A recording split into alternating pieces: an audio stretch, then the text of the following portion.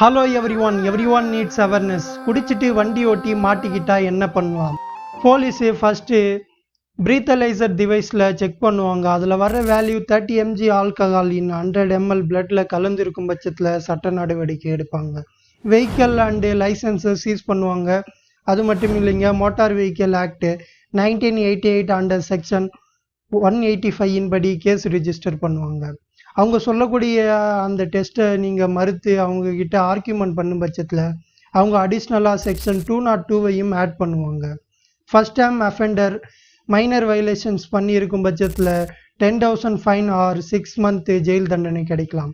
அந்த சம்பவம் நடந்து 3 ஆண்டுக்குள் மீண்டும் அதே தவறை செய்யும்போது 15,000 ஃபைன் ஆர் 2 years ஜெயில் தண்டனை கிடைக்கலாம்.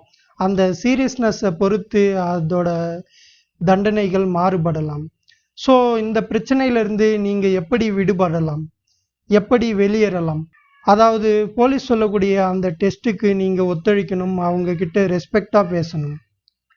ஃபஸ்ட் டைம் அஃபென்ஸாக இருக்கும் பட்சத்தில் உங்களுக்கு இமிடியட்டாக அந்த வெஹிக்கிள் லைசன்ஸு தேவைப்படும் பட்சத்தில் உங்கள் உறவினர் அல்லது நண்பர்களை நீங்கள் வர வச்சு RC book, licence and insurance காப்பியோட ஜெராக்ஸை கொடுங்க.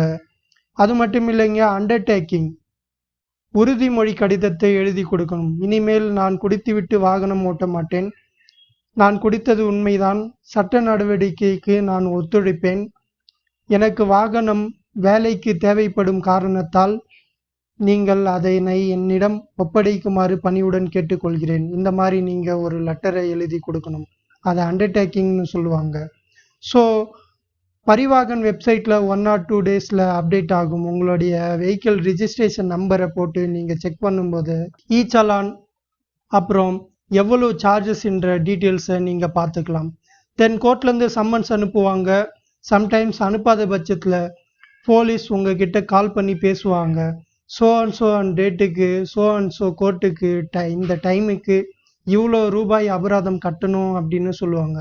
நீங்கள் அந்த கோர்ட்டுக்கு அந்த டேட் அண்ட் டைமுக்கு போயிட்டு அந்த ரூபாய் அபராதத்தை செலுத்தும் பட்சத்தில் நீங்கள் கேஸை க்ளோஸ் பண்ணலாம். அந்த பிரச்சனையிலிருந்து நீங்கள் வெளியேறலாம். நன்றி.